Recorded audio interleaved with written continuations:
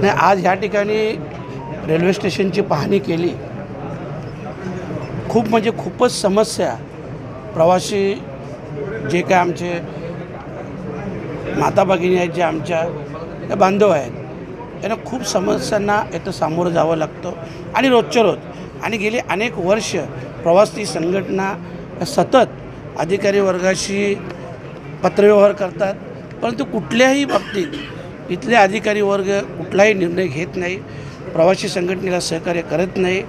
छोट्या मोठ्या वॉशरूमचा विषय असेल किंवा बाहेरील रिक्षा स्टँडचा विषय असेल, व्हीलचेअरचा विषय असेल, वेटिंग रूमचा विषय असेल, अनेक असे छोटे छोटे विषय आहेत। बाकी बाबतीत तर जे फ्रिक्वेन्सीचा वगैरे आहे तो मोठा विषय आहे, परंतु छोटे छोटे विषय देखील वर्षानुवर्ष इथं रखडले आहेत। इथं जो वॉशरूम बनला, महानगरपालिकेने वॉशरूम बनवला, लाखो रुपये खर्च केले आणि ते लाखो रुपये खर्च केलेलं वॉशरूम रेल्वेने तोडलं।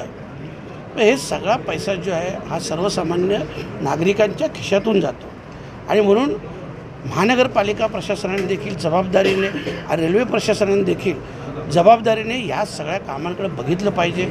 रेल्वे प्रशासन काम करेल, महानगरपालिका कारवाई करेल, महानगरपालिका काम करेल, रेल्वे प्रशासन कारवाई करेल, तर यात तुमचं आमचं सगळ्या सर्वसामान्यांचं नुकसान होतं।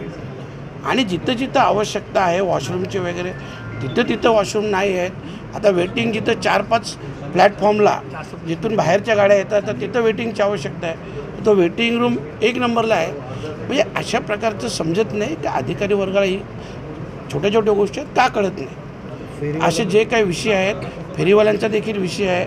आता फेरीवाल्यांचा विषय कायवा का महानगरपालिकेकडे येते, म्हणून मॅडमना मी आता रिक्वेस्ट केलेली आहे, मी त्यांना पत्र देखील देतो आणि पुढच्या 2-3 दिवसानंतर कधीही मला जर तिथे फेरीवाले आढळले तर नक्कीच संबंधित अधिकाऱ्यांवर कारवाईची मागणी देखील करणार आहे।